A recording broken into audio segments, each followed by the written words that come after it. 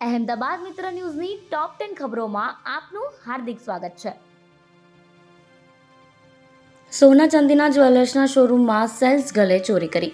અમદાવાદના નિકોલમાં આવેલ સોના ચાંદીના જ્વેલર્સના શોરૂમમાં સેલ્સ ગર્લ તરીકે કામ કરતી યુવતી શોરૂમમાંથી 20-25 લાખ નહીં પરંતુ 1,66,00,000 રૂપિયાના સોનાના દાગીના લઈને ફરાર થઈ ગઈ.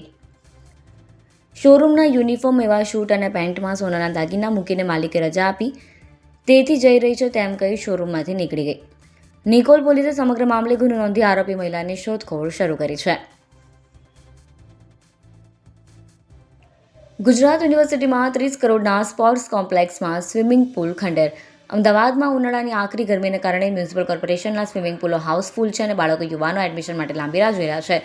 આ પરિસ્થિતિ વચ્ચે ગુજરાત યુનિવર્સિટીના સત્તાધીશોની મોટી બેદરકારી સામે આવી છે. વર્ષ 2018માં અંદાજે 7 કરોડ રૂપિયાના ખર્ચે તૈયાર થયેલ ઓલિમ્પિક કક્ષાનો આધુનિક સ્વિમિંગ પુલ છેલ્લા 7 વર્ષથી વપરાશ વિના બંધ હાલતમાં છે. 16 અને 17 મે અમદાવાદ ગાંધીનગરના કાર્યક્રમોમાં હાજરી આપશે. પશ્ચિમ બંગાળ સહિતના રાજ્યોમાં ભવ્ય જીત બાદ કેન્દ્રીય ગૃહ અને સહકારિતા મંત્રી અમિત શાહ સૌ પ્રથમ વખત ગુજરાત આવી રહ્યા છે. મ્યુનિસિપલ કોર્પોરેશનના નવનિયુક્ત કોર્પોરેટરોને તે મળવાના છે. અમદાવાદ અને ગાંધીનગર લોકસભાના વિકાસ કાર્યોને લઈને મ્યુનિસિપલ કોર્પોરેશનના અધિકારીઓ સાથે પણ બેઠક કરશે. કેન્દ્રીય ગૃહમંત્રી અમિત શાહની હાજરીમાં અમદાવાદના મેયર સહિતના મુખ્ય 5 પદાધિકારીઓની વરણી કરવામાં આવે તેવી શક્યતા છે. બપોરના સમયે બહાર નીકળવું પણ મુશ્કેલી બન્યું. સિઝનમાં ગરમીનો પારો 45.5 સેલ્સિયસ સુધી પહોંચી ગયો છે. 12 મે મંગળવારે અમરેલી, અમદાવાદ અને સુરેન્દ્રનગરને પાછળ છોડી રાજ્યનું સૌથી ગરમ શહેર રહ્યું. અમરેલીનું મહત્તમ તાપમાન 44.5 નોંધાયું હતું, જે સામાન્ય કરતાં 3.7 વધારે છે. અમદાવાદમાં 44.4, જે સામાન્ય કરતાં 2.8 વધારે છે. તો વડોદરામાં પણ મહત્તમ તાપમાન સામાન્ય કરતાં 3.5 સેલ્સિયસ વધારે નોંધાયું હતું. એએમસીમાં એક પણ ઈવી નહીં. કોન્ટ્રાક્ટ પૂર્ણ થતાં ધૂળ ખાય છે. મધ્ય પૂર્વના દેશોમાં ચાલી રહેલ યુદ્ધના કારણે આખા દેશમાં પેટ્રોલ ડીઝલના જથ્થાને લઈને અસર થઈ છે. ત્યારે પીએમ મોદીએ પેટ્રોલ અને ડીઝલનો ઉપયોગ ઘટાડવા પર નાગરિકોને અપીલ કરી છે અને ઇલેક્ટ્રિક વાહનોનો ઉપયોગ વધારવા જણાવાયું છે. જોકે રાજ્યની સૌથી મોટી મહાનગરપાલિકા એવી અમદાવાદ મહાનગરપાલિકામાં પેટ્રોલ ડીઝલના વાહનોનો ઉપયોગ કરવા સિવાય અન્ય કોઈ વિકલ્પ નથી, કારણ કે મ્યુનિસિપલ કોર્પોરેશન પાસે એક પણ ઇલેક્ટ્રિક ગાડી નથી.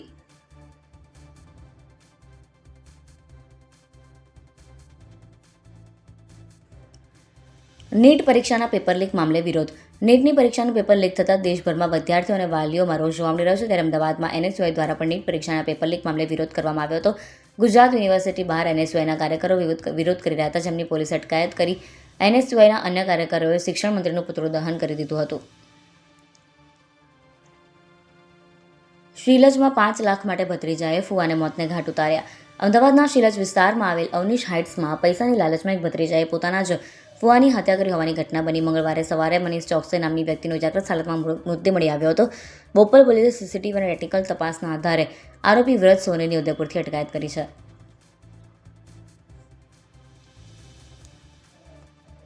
ટ્રક ચાલકે બાઇકને 60-70 મીટર સુધી ઢસેડ્યું. અમદાવાદના જુહાપુરા 4 રસ્તા પાસે ભયાનક અકસ્માતનો બનાવ બન્યો. બાઇક પર દમતી જઈ રહ્યો હતો ત્યારે ટ્રક ચાલક ટક્કર મારી. અકસ્માતમાં મહિલા નીચે પટકાઈ બાઇક 60-70 મીટર સુધી ઢસડાયું. હાજર લોકો બૂમાબૂમ કરતા અંતે ડ્રાઈવરે ટ્રક રોકી. આ અકસ્માતમાં દમતી ઇજાગ્રસ્ત થયા છે. અકસ્માતના સીસીટીવી પણ સામે આવ્યા છે.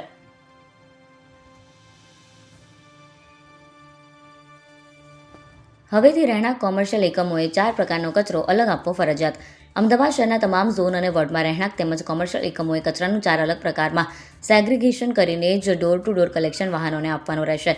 નવી વ્યવસ્થા મુજબ ભીનો કચરો, સૂકો કચરો, સેનેટરી કચરો અને વિશેષ કાળજીનો કચરો અલગ અલગ રાખવું ફરજિયાત બનાવવામાં આવે છે. ભીના કચરામાં રસોડાનો કચરો, ફળો અને શાકભાજી કચરો વગેરેનો સમાવેશ થાય છે, જ્યારે સૂકા કચરામાં કાગળ, પ્લાસ્ટિક, કાચ અને ધાતુ જેવી વસ્તુનો સમાવેશ થાય છે.